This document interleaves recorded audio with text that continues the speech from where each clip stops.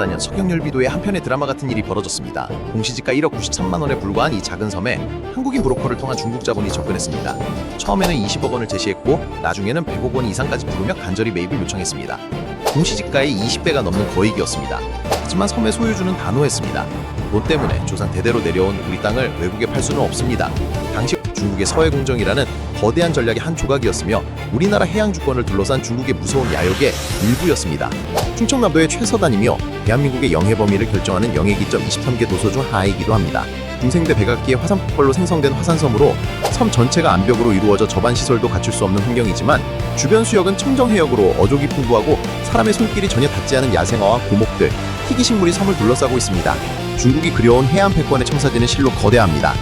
최종 목표는 서태평양 전체를 자신들의 영향권 아래 두는 것입니다. 서해를 자신들의 내해로 만들기 위한 핵심 거점이자 한국의 해양 진출을 차단하는 전략적 요충지인 셈입니다. 2018년 서해 한중 잠정조치 수역에 이상한 구조물들이 나타나기 시작했습니다. 이는 중국의 이른바 회색지대 전략의 전형적인 모습입니다. 정부는 즉시 외국인 토지거래 제한 조치를 시행했습니다. 또 인근 해역에 약 1,000억 원을 투입해 2027년 완공을 목표로 하는 이 기제는 단순한 연구시설을 넘어서는 의미 기능까지 담당할 예정입니다. 바다 한복판에 세워질 이 과학기제는 우리의 해양 주권을 지키는 든든한 파수꾼 역할을 하게 될 것입니다.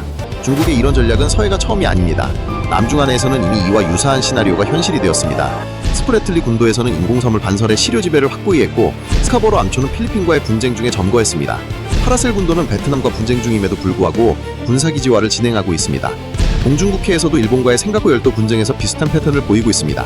해상 순찰선을 정기적으로 파견해 기정사실화를 시도하고 민간 어선을 활용한 회색지대 전략을 구사하며 가스전 개발을 명목으로 각종 구조물을 건설하고 있습니다.